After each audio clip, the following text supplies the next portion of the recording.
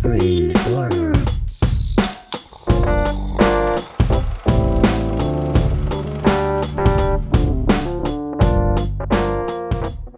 Hello and welcome to Screen Slurps, the movie review podcast where we discuss everything that is good, that is bad, and that is savage in the world of cinema. I'm Adam Meisner. And I'm Laura Herlocker. That's right, Laura is a host with me now, permanently and forever, until the world gets destroyed, which it just might from what we're talking about today. It's impending. That's right. Doomsday is coming. Well, we would both know from the movie that we just watched. That's right. Am I right? Yeah, you're right. I hope so. Because we're talking about the movie Don't Look Up. Or if you knew better, you would look up if there's a giant freaking asteroid that's about to hit you.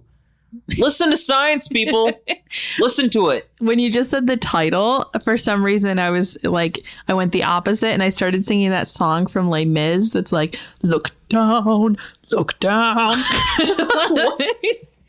You know, it's sad. I don't even know what you're talking about because I hardly know Les Mis. I even watch musicals. Watch it. Yeah, I would be down. The new one. You would like it, I think. I'd be down. I'd be up for it. I'd be sideways for it. I'd be all for it. Maybe once we finish recording tonight, we'll put it on. I'm so for it. I'm all in. That's all I can think about is that guy from Bar Rescue. I'm all in. I'm all in. Can we please watch Bar Rescue while watching Les Mis? Anyways, this week's episode. I don't think that's possible. This week's episode, we're talking about Don't Look Up, and my gosh. This movie is something else, and we'll tell you all about it. We're going to. But before we start doing that, we got a little thing that we like to call our side slurps. That's right. Ladies and gentlemen, all people, we have a thing called side slurps, and our side slurps are the things we've been doing other than watching the movie we're about to talk about. That whether that is watching Les Mis, like Laura was just talking about, or maybe we're watching other shows. Maybe we're listening to music. Maybe we've been learning how to cook recipes that we've never even heard existed. Who knows? Or maybe we've had some major life, updates happen in the past few months also that we should kind of talk about. Yeah, it's all game for this. That is what a side slurp is, and that is what a side slurp does. So, Laura, what are some of your side slurps this week? Yeah, well, I mean, I think we should just update the big thing, right? You're absolutely right. So, Laura, did you want to do the honor on updating the big thing here? So, as all of you listeners know, we've been away for a little bit. We did post a video that's up on our YouTube, kind of explaining, why we were away and what we're looking forward to in the next year. So, definitely go check that out. But also, part of the reason we were away is just because we've had some crazy life things happening. And so a few months ago, we were on a trip to Colorado for my birthday. And while we were there, Adam proposed. So we're now engaged. Mm-hmm, that's right. So soon I'll be Laura Meisner. Yep. Laura and I are one and the same, one and done. Well, we're not the same person, but we're... Together we'll be forever. We're turning into Oliver and Company. Songs keep popping into my head tonight. I hate singing. I love singing. I don't like singing in public, so I don't know why I keep singing tonight, but... We're just gonna go with it. But yeah, so Adam and I are engaged. We're planning to get married next year. We've just kind of started crazy wedding planning and things, so we're very excited about that. I don't know if we wanted to go into the story of how you proposed, or should we do that as a bonus somewhere? Yeah, maybe we'll make that a bonus, an extra little featurette. If you guys want to learn a little bit more about us. We'll talk about that as a little extra stuff, and we'll get into the details of that later. Mm-hmm. Speaking of bonus content, we will be offering up some Screen Slurps merchandise in the near future. Laura and I are in talks of how and when we will be releasing that, but I will have more details on that on my personal website, which is adammeisner.com. That is the link that you can go to. And that is some of the biggest stuff that's been going on. Yeah, that's really the big thing. I mean, little things like well, there's so much we've been slurping, and we were just on holiday break, so we had a lot of time to do some things. I think the big things are like I've started getting back kind of into being more crafty, which is making me very happy. So I made myself a reading journal, kind of like a bullet journal that I'm going to use over the next year to keep track of things I'm reading and to review, to kind of just be a little bit more critical about what I am reading and what I'm thinking about what I'm reading. I've also gotten back into my embroidery that I was doing, and I bought a Cricut. So mainly that'll probably be wedding things in the next year, but lots of fun things we can do with that as well. And yeah, still reading tons of books, obviously. I'll start maybe next week going into my like read of the week again, like I used to do. But since there's just so much catch up today, we won't worry about that. I was just going to say, Laura is like a library, listeners. If you need to know any book suggestions, hit up her Instagram because you will find all of the books you need in her brain of knowledge. It's true. I am one of those people that likes to read like a wide variety of genres. So, I mean, I get into like not ruts, but like specific. I'll read a lot of one genre for like a month and then I'll switch to another one. But I definitely do read a variety. So if you ever need any recommendations, just hit me up and I'll send some your way. Maybe if the listeners know of any smut books that turn into a movie, they can do some comment suggestions for us, because that seems to be your go-to lately. That's my current rut. Yeah, it's fantasy smut. It's such a good, just like escapism. I don't know. I love it. But right now, though, I'm reading Harlem Shuffle, which is the complete opposite. So that is not fantasy smut whatsoever. So I'm out of that rut. I'm switching things up. Hopefully those two don't combine. Hopefully you don't have the Harlem smut or something like that. I bet you I could find a book that's based in like mid-century Harlem that's risque. We have a homework assignment. I know. I'm going to look for it when we're done recording. Otherwise, the only other thing I had on my list, Adam, is something you and I have been doing together, actually. So I don't know if you have it on yours. But we just started we're planning to watch all of the Marvel MCU movies in chronological order from start to finish, which is going to be an undertaking because Adam and I haven't seen very many of them. Yeah, I was going to say, actually, that is an undertaking because I have been a bad film boy and I haven't kept up with the Marvel Cinematic Universe pretty much at all. My keeping up with the Marvel Cinematic Universe, which this doesn't even count as the Marvel Cinematic Universe by today's standards, but I really kind of gave up after watching Tobey Maguire play Spider-Man back in the day. I watched Spider-Man 1, 2, and 3 with Tobey Maguire, and then that was kind of where I caved off. And I watched the Avengers film, the more recent Avengers film. And then I really just kind of thought to myself that all of the new Marvel films really just didn't look like they'd be worth my time, to be completely honest. I would watch a trailer and I would think, is this really something that would dramatically bring me in? Or is it really something that would make me feel emotionally invested when I watch it? And I would assume that it would not. So I have this problem too, where if something is really popular and the masses are like obsessed with it, I assume I will hate it. And I like actively don't watch it because everyone else is obsessed with it. So that's probably the main reason why I haven't been keeping up with like the MCU movies, is just because literally that's all anyone talks about on social media. That's probably why I love all of the A24 films. Yeah, like I would rather watch, the like independent, the things that are not talked about as much, kind of the underground. I don't know. It's like if everyone's watching it, then you're a sheep. Maybe it's why we love all of the uncut gems. Yeah, silly joke. Good one. Yeah, I'm a comedian. No. But anywho, we figured that we would jump in and finally succumb to it. So we're still in the very beginning. I think we've watched like 5 maybe of the 30 some movies that are in the entire list. So yeah, we're on our way. There's only like 34. Yeah, I was gonna say it's like 30 something. We're on like 5. And we're on our way. We'll get there eventually.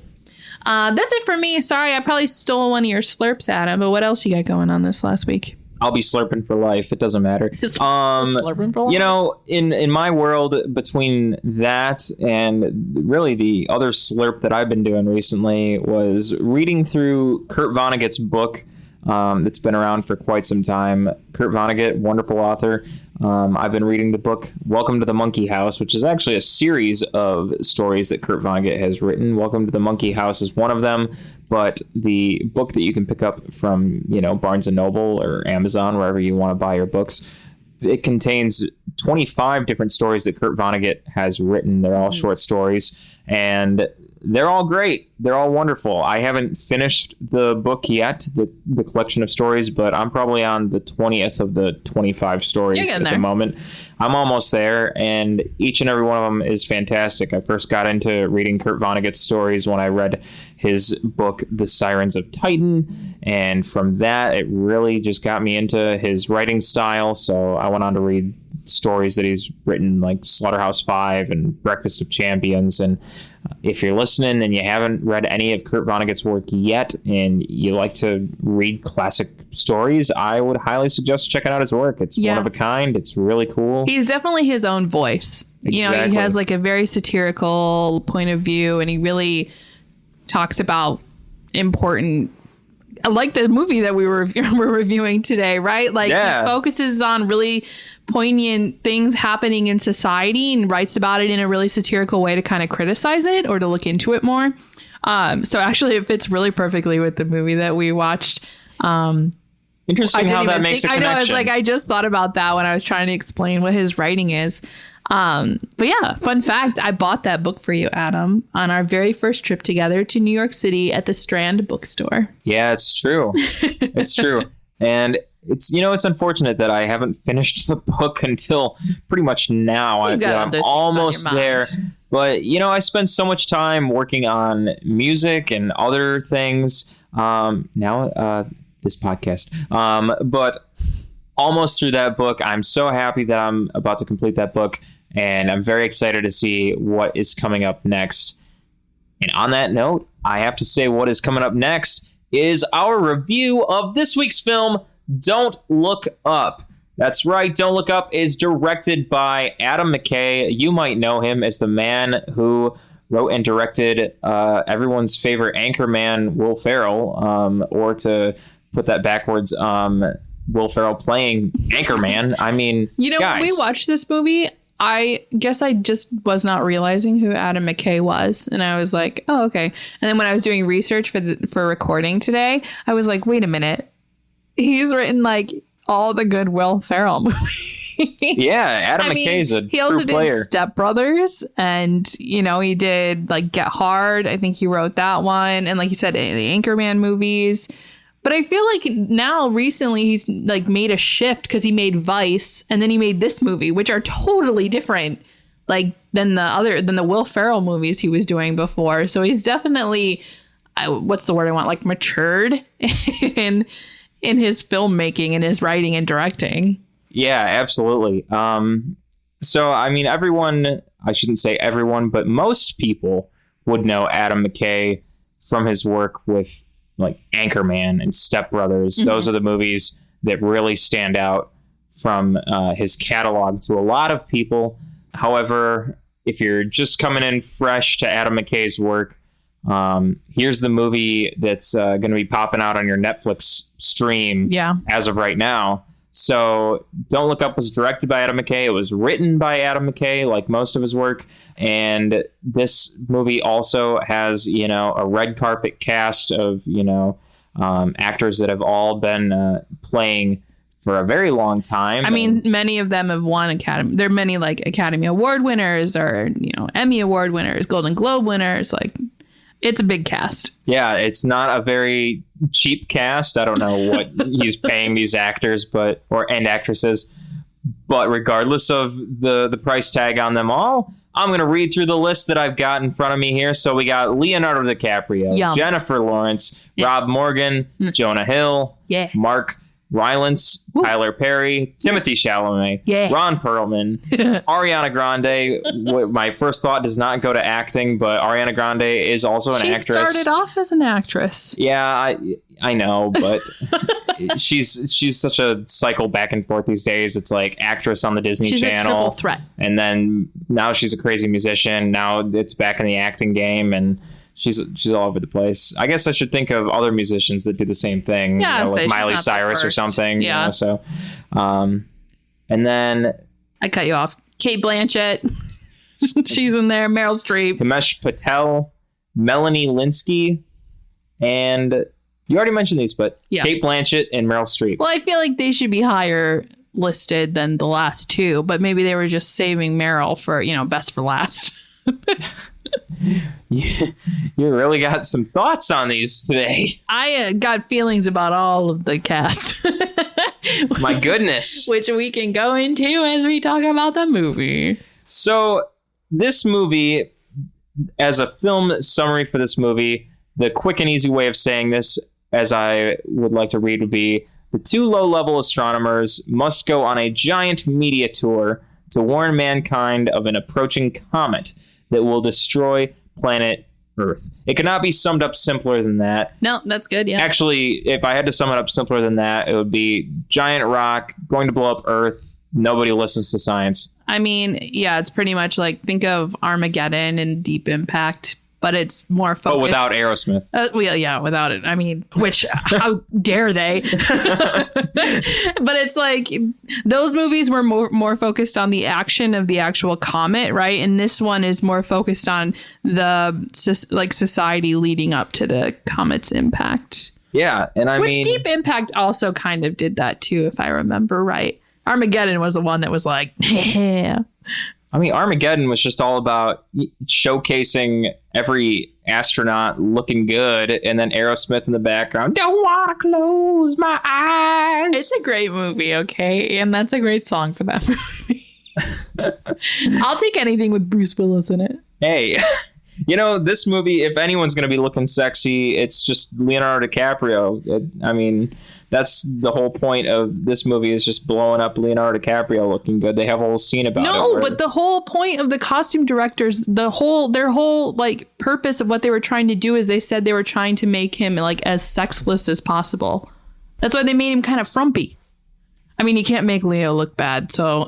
Well, I can understand that, but then in the movie itself, they're having all of, the world being like, oh, look at the sexy astronaut. Yeah, well, Kate Blanchett's character, she was something else.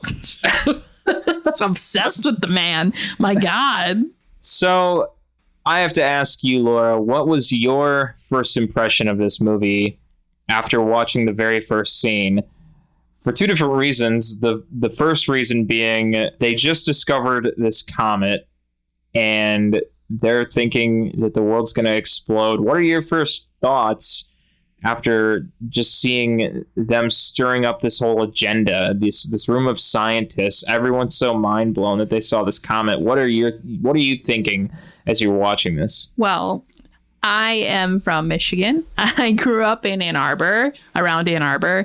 So, and to be totally honest, my first thoughts after the scene was, oh my gosh, this is set at Michigan State. I know where that is. I've been there. And then you're like, oh my gosh, it's set in Lansing. Like, it's like my backyard. So I always get really happy when I see like landmarks or places in movies that I grew up around or know, intimately. So that made me really happy. That was going to be my part 2 of that question, but and it's combined with part 1. But no, I think it's also great, right, that it's just some PhD candidate and a professor at a university that are the ones that found this. It wasn't NASA. It wasn't some, big league, Ivy League schools or big companies, like Bash, which is, the big tech company that comes up in the movie. It was just this college with their telescope that was able to find it. And I think that really sets the tone for the movie, even just from there, that it gets into that whole idea of, do we trust these people? Is this verified information? The whole fake news idea. And I think having a university be the ones that found the comet and not a large scale corporation. Like I said, it really sets the tone for what's going to happen in the rest of the movie. And in just the way that Jennifer Lawrence looks also, that's obviously was like a very big strategy on Adam McKay's part to make her kind of look more, alternate and not as scholarly so that people can question her more. Yeah, I think that's nice because I think in today's world, you shouldn't have to look a certain way to be getting your PhD. You shouldn't have to look like this stereotypical scholarly, profile. You should be able to look however you want, whenever you want, wherever you want. It's that idea of trying to remove stereotypes. Exactly. Yeah, so... Yet even still in this film, the fact that Jennifer Lawrence's character looked the way she did, he was creating this commentary in the film that when she was on the news trying to be, showing off her research, the science of this comet, then the media, the social media was still putting up, later on in the film, these memes and these images of her as this crazy person. Pretty much because of how she was looking and because how she was acting on the news, which is greatly unfortunate because I can imagine things like that would still happen in today's news. They still do happen in today's news when we do have scientists go on the news to say, hey, this is something that is actually happening right now. And then our response to that is just, let's create a meme and all just laugh about it, which is entirely foolish when we should be a little bit more realistic about what's going on. Well, that's what so kind of like skipping ahead to talking about the movie as a whole, because it fits into that. That's why I think this movie was so good. Like watching it, it's funny, right? Like it's a comedy, you're laughing, but at the same time, while you're watching it, it does seem like such a hyperbole of like American society and government, politics, ideas on climate change, media, all of that. But it seems like it's a over exaggeration and a hyperbole. But then when you think about it, you're like, sadly, no, this is kind of how American society has been for the last 6 years now, maybe. Like it's very polarized here. We do have a lot of media with fake news, using the man's term. I don't even want to say his name. And, them not reporting on actual things that are happening, such as a comet that could be coming to Earth, instead focusing on the relationship of Ariana Grande's character and her, partner, having the focus be on these inconsequential things that don't mean anything. Whereas the actual important things that will impact our lives are swept under the rug and ignored because they're not pretty per se. Right. Like this movie just does such a good job of, it specifically it talks about climate change. And I think that is something really big in the real world that is ignored a lot of the times because, obviously we are having it's a big deal, but it's not talked about a lot of times just because there's so much focus on politics and, what's going on there. And, sadly, like Meryl Streep's character is very reminiscent of someone we just had in office. Right. And it's just this movie, it just gets me worked up because watching it, you're like, oh, this is ridiculous. It's just so overdone. But then when you afterwards sit down and think about it, you're like, no, this is unfortunately what we've been living for, like I said, 6 years, whoever knows how long. Yeah, there's my rant. Sorry. Well, it's interesting to think, too, because I think one of the points that the news show that Tyler Perry and Cate Blanchett were hosting, I think there was a mention of them saying that they can't just talk about never-ending sadness as kind of like a retort to Leonardo DiCaprio's character as Dr. Mindy.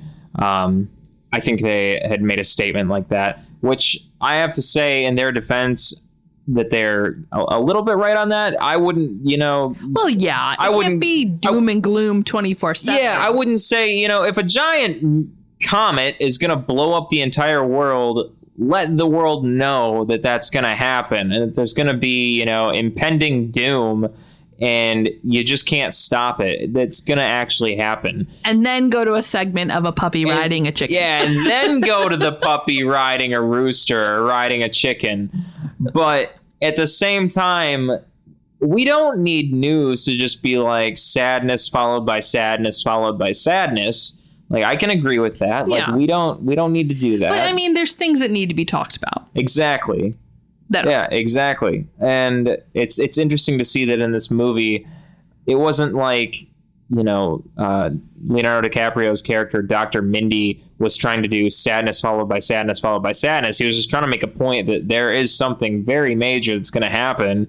And even still, Tyler Perry's character and Cate Blanchett's character, neither one of them wanted to talk about anything sad. They're just like, let's have these celebrities on here that are going to rekindle their love. Well, and if you think about it, too, like, Dr. Mindy wasn't trying to be doom and gloom, like, the world's coming to an end. He's trying to let people know so then, governments could be proactive and try and find a way to knock the comet off its course, right? Exactly. Or destroy it somehow so that it won't cause an extinction, on Earth. But unfortunately, the government just tried to ignore it because they had, an election coming up and media doesn't want to focus on that. So it all just kind of got ignored until it couldn't be ignored anymore. And it was too late, really. Yeah, exactly. And then even then, when they were about to destroy it, they were actually about to go into the sky and take out this gigantic comet. They had the knowledge and the resources to do that.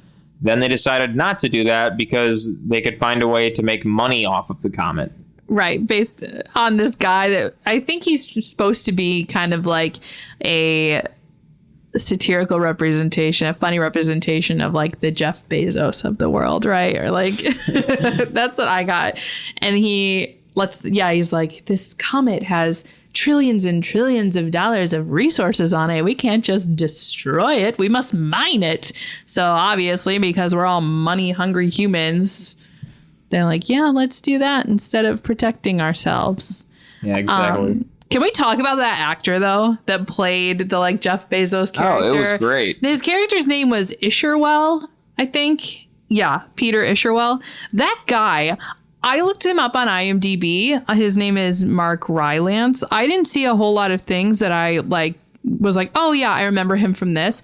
But he was so good in this movie. He just played the character so well. I just loved when he was at that expo showing off his little cell phone thing. And the kid's like, can I ask a question? No. No. I just loved too when he was like, well, when he went off on Dr. Mindy and was like, you're going to die alone. But then when the president asked like how I would die, he's like, oh, you're going to be killed by a whatever it was called, some dinosaur sounding name. And he's like, we don't know what that is, though. And it ends up happening. Spoiler alert. Later. I thought it was great. I thought it was wonderful. And just the acting in general in this movie was so good. Yeah, I was entertained by Jonah Hill's performance as the son of Meryl Streep. I thought it was just so ridiculously he's just I want to say stupid, but it was so ridiculously stupid, but in a very funny. Yeah, I mean, I told you Jonah Hill had said in interviews that his idea for the character was to be like, what would Firefest be like as a person?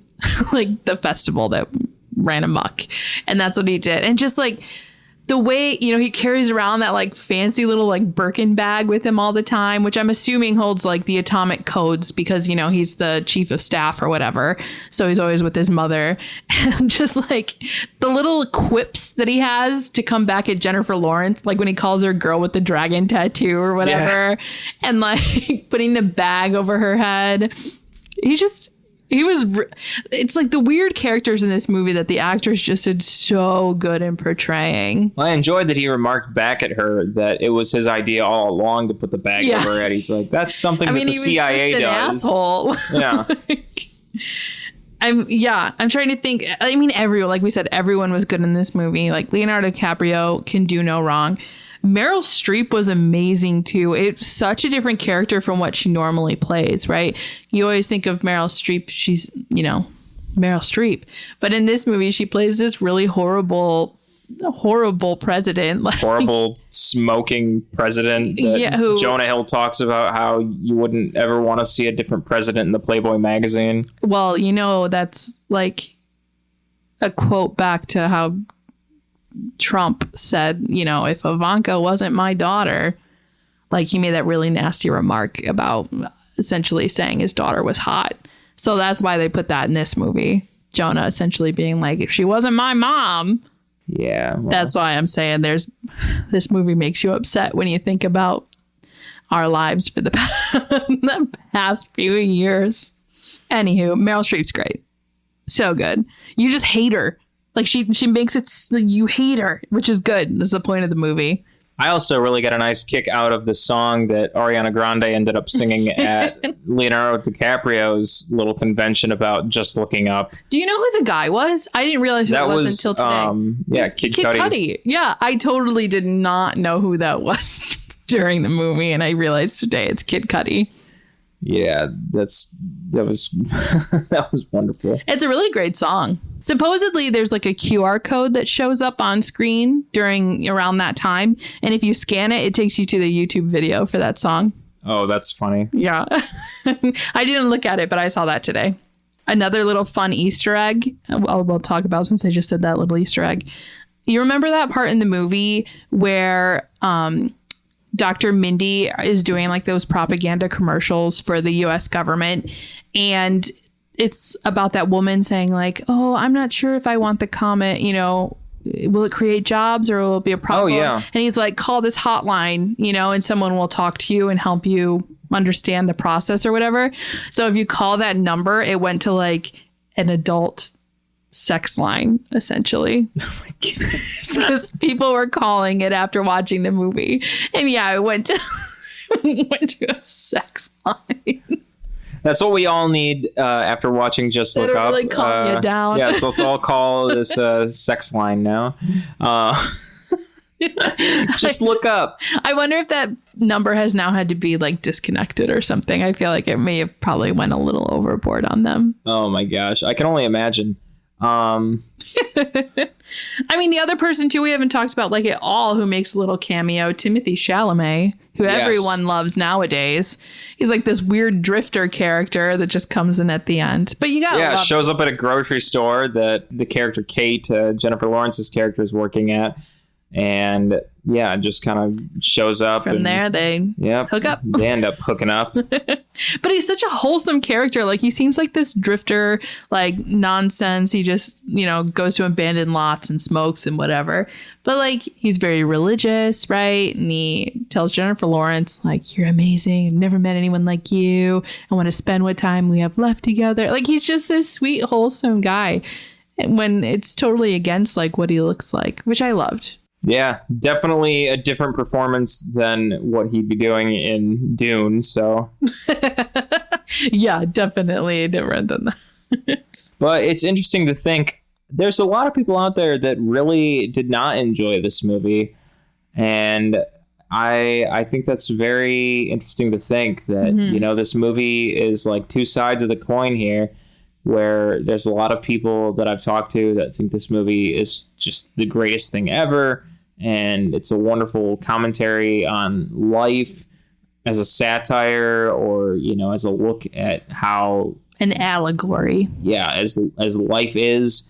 And then on the other side, some people just think this movie's stupid. They just think it's not good, and they're asking, Adam McKay, what are you doing? Yeah, I mean, I think a really good summary of that, right, is I found it from one of the critics that reviewed it on Rotten Tomatoes, our favorite place. He said, like, they praised the cast, like the casting and the acting was amazing, but a lot of reviews are very divided on like the merits of the actual satire, with some people finding it too smug, like too much, right, too heavy-handed. He went too far in exaggerating what's happening in the movie with politics and whatever. Yeah, I don't know what to say about that. I thought that everything that was covered in this movie was fair game. Yeah, I mean, I think he went over exaggerated for a reason, right? He is trying to make a point, and that kind of pushes his point farther. And, you know, then you can see it as a comedy, but at the same time realize, like, no, this is poignant and has actual, you know, consequences and meaning on our real lives. Yeah, absolutely. And with Rotten Tomatoes, speaking of ratings via Rotten Tomatoes, the critics' tomato meter on Rotten Tomatoes is at a 54%. Just like I said, two sides of the coin, 54% with the critics. But the audience score is at 78%. Mm-hmm. So what does that really say? Critics are, you know, completely back and forth. However, it's just so mixed. Yeah. And then the average everyday audience is the ones that are thinking, yeah, you know, it's pretty good. Well, and if you look too, like Netflix stated that it's the second most watched Netflix movie they've ever had. So people are watching it. At least people are talking about it. And I think if anything, now would be the time to watch a movie like this. We've had a giant coronavirus crisis going on. That's not a comet. That's something totally different. But I mean, same vein. Honestly. Yeah, same vein. It's something that needs to be talked about. It's something that I'm sure people are talking about, but it's not something to just joke about. And with that in mind, if a scientist were to go on the news and say, hey, there's something that can be done about this, let's, you know, address the situation. Mm-hmm. It's not something to just turn your head and be like, well, you know, let's talk about this new album by Toby Keith. Sorry, Toby Keith. On the note, though, about like creating this movie during a pandemic, which obviously is something major, they did just release, they're making a podcast. I think I sent it to you earlier. It's called like The Last Movie Ever Made, and it's a podcast about the making of this movie, Don't Look Up. And I listened to like the first episode, which really just goes over Adam McKay's writing of the movie, like his getting his idea for it and everything. But it seems like now in these later episodes, they are going to focus a lot more on like making this movie during the pandemic and how that affected like what is actually going on in the movie as well. So it should be a really interesting podcast if you want kind of more of an insight from the actors themselves. Yeah, I'd be very curious to check that out myself. I'd certainly look into that. You know, you and I haven't talked about the greatest performer of this film who made the slightest bit of performing at all, Ron Perlman. Yeah, Ron Perlman. His character, man. He reminded me of Mickey Rourke. Ron Perlman takes the chain away from Mickey Rourke. Let's be real here. And especially when he was shown as a teacher for children. Oh, cursing at them on like the front lawn of the White House. And then like when he's in the space shuttle and he just starts going on this like racist rant, and everyone's just like, please shut up. Yeah, we don't need to repeat that. No. But yeah, Ron Perlman, it was a nice little cameo to have him in there for a bit. Oh my gosh. And yeah, when he was in the shuttle, my gosh, he was ridiculous in this movie. And then at the end, when he's like, "You'll never take me alive," and he just starts shooting like a little handgun in the air. Yes. I mean, maybe that's something we should talk about then as we're kind of going through the movie, like talking about how it ends. Because, I mean, it doesn't have a happy ending. Or how about, let's also mention the fact that there was Leonardo DiCaprio and Kate rallying with a bunch of people, telling them to just look up and inspiring them to realize that there was going to be an end of the world. They're all realizing that they are going to die from this giant comet. They're seeing the comet come down. And then there's Meryl Streep and her son and all of the people that admire them. And they're still thinking, no, there's no comet, even when it's completely visible. And they're having rallies that say, don't look up. Right. So all of them are rallying against the people that are going to just look up. They're having a giant rally that says, don't look up, until finally the comet is incredibly visible. It's in the final, days or hours before everyone's going to die. They're finally seeing this gigantic comet.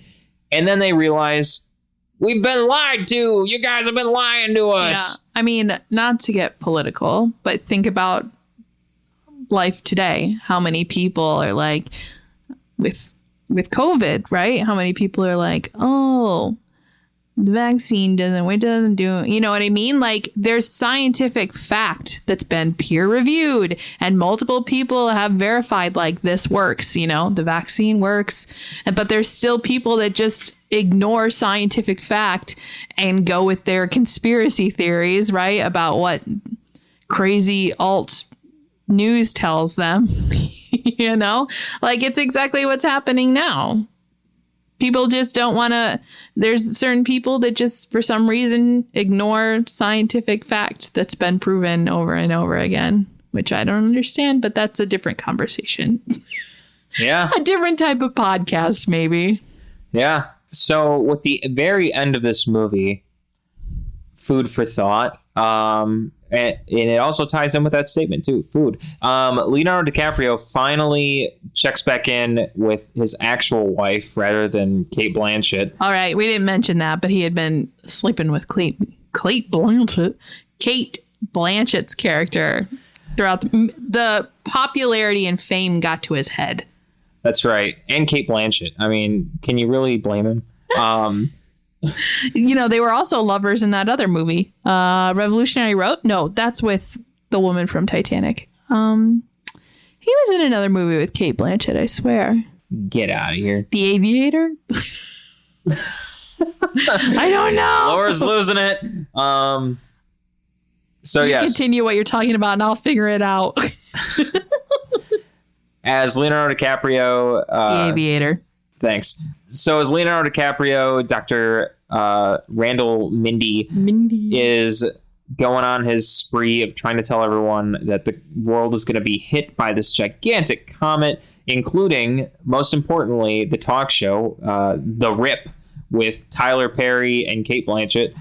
Cate Blanchett is really getting into Leonardo DiCaprio, Dr. Randall Mindy, and they end up hooking up, even though Dr. Randall Mindy is married with children. And so Dr. Randall Mindy and Cate Blanchett kind of have a never-ending fling with one another. And Leonardo DiCaprio's wife, Dr. Randall Mindy's wife, she finds out about halfway through the film, and that kind of ends things between them for quite some time until the very end of the film. When Dr. Randall Mindy brings Kate, he brings Timothée Chalamet's character. Yule. What is it? His character name is Yule. Yule? Like Yule, you know, like a Yule log. Yule. Oh, like the noise that Goofy makes? Yule? Yeah, we'll go with that one. and he brings Teddy back. We didn't talk about Teddy, but Teddy is a very important scientist who was he was head of the I have it written down. Planetary Defense Coordination Office. Yeah, Teddy was a great guy. And I mean, Teddy was like the higher scientist giving credibility to them. Exactly. Because Randall Mindy was just a professor at Michigan State. Right. And Kate's character, or Jennifer Lawrence's character, Kate, was just a PhD candidate. So on a tier platform of credibility, there was Kate, and then there was Dr. Randall Mindy, and then there was Teddy above them. But in the end of this film, Randall Mindy brings Kate, Yule, and Teddy back to his house, and he apologizes to his wife for having an affair with Cate Blanchett's character, to which Randall Mindy's wife admits that when she was in high school, she cheated on him as well. So they college, yeah. Oh, in college. Yeah. She cheated on him in college, so but I mean, all's even. The idea, right, is like they know they're about to die. The comet is minutes away from striking the planet. So it's like, let's just be with the people that we want to be with, spend the last minutes that we can together. And for, you know, Mindy, that's his wife and his son, his two sons, and also Kate, because him and Kate obviously had like a really close relationship after going through this experience together, and with Teddy. So it was nice to see them all enjoying each other's company at the very end. And even when the house is, like shaking and falling apart because of the comet, they're still just trying to carry on a conversation and, not focus on the impending doom of the world. See, and here's my thought is, as I'm watching this movie, I'm thinking, is there any way that this comet is just not going to blow up the entire world and there's going to be some kind of alternate ending where the comet flies off course, or it's coming for the world and somehow somebody stops the comet now that we didn't know about, some kind of surprise ending? Because that's what most movies do. Right. You expect a happy ending. Yeah, a lot of movies will have some kind of, okay, it's, this is how we fix things. But this movie doesn't do that. The world just blows up. And that's what you're left with, is the Earth, the entire Earth is blown up. You don't see the Earth blow up, though. It's just this comet hits the world and causes such a massive explosion that everyone is just wiped out. Yeah. Except for the rich people that got on a spaceship. Yep. Because the rich always prevail.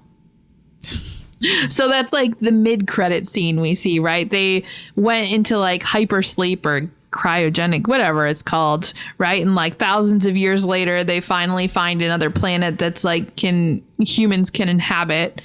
And so they're woken up and they're walk out to, start building a new society on this new planet. And then they're eaten by the animals, which was poetic justice, really. So they're not all eaten, though. I'm sure they all will be. It's that dude. Isherwell? Yeah, Isherwell tells them to not pet them. Yeah, I think they'll get wiped out. They were all old people, too, like past the time of them being able to reproduce, really. So, yeah. But then the end credit scene, you see that the president forgot her son on Earth and he somehow survives. Jason, Jonah Hill's character, like crawls out of the rubble with his Birkin bag and is trying to post like a video on social media like, hey, I'm still here, y'all. End of the world. I think he admits that he's the last person on Earth. Though, yeah. Last man standing. All right. So with all of this talk about Jonah Hill exiting out of a fire in the middle of Don't Look Up, it's time to figure out whether you would give this movie a slurps up or a slurps down. That's right, a slurps up. If you think this movie is worth your time, you'd watch it again or you'd recommend it to your friends. And slurps down if you would ship this movie out to the end of your favorite galaxy or your least favorite galaxy or a garbage can. I only know the Milky Way galaxy. Laura, would you give this movie a slurps up or a slurps down? Definitely a slurps up from me. I think this movie has a lot to say and it says it well. It has really good comedic points to it, but also really dark, parts that make you really sit down and think. Like overall, I think it's something that people should watch, to get an understanding of, as I've said multiple times through this, just the American society for the past few years. I understand why some people don't like it, but I liked it, and I would definitely give it a slurps up. What about you? Yeah, I would also give this movie a slurps up. I thought it was a wonderful performance from all of the actors and actresses involved in this movie, and I thought as a general theme for this movie that just the idea behind it is a fantastic subject for people to be seeing throughout a film. And I think it's something that just to be thinking about when watching the movie is something that's a great takeaway for a film. Mm-hmm. And I would highly advise people to watch this. I think it's got great comedic elements. And I think, again, it's really the subject matter to take away from watching this movie. Mm-hmm. Whether or not it becomes someone's favorite movie after watching this or not, I don't think that's necessarily the point to be living with after I've watched this movie. I'm sure I could look through an entire memory book of movies And this may not be the one that becomes my all-time favorite comedy film. However, during this year of watching movies and seeing this film, I think it's a great staple at this point of movies that really mean something because it's very relatable. Yeah, it's definitely of its time, which is good. Exactly. So I definitely give it a slurps up. I highly advise checking it out right now. And I think it's something to talk about with other people. And with that being said, that wraps it up for this week's episode of Screen Slurps. Be sure to follow us on social media at Screen Slurps on Instagram, Twitter, Facebook, and TikTok. And be sure to listen to us on Spotify, Apple Podcasts, Ghana, or just about any other podcast streaming service out there. And if you enjoy what you hear, slide on over to Apple Podcasts and give us a 5-star rating. It will help us a lot. And now you can rate on Spotify as well. So if you listen to us there, go on over and give us a rating. And if there's any crazy movies you want to hear about, let us know. Leave a comment on one of our social media pages, and trust me when I say we will be sure to talk about it. So closing out, I'm Adam Meisner. And I'm Laura Herlocker, soon to be Meisner. Slurps up, and we will catch you later. Laters, baby.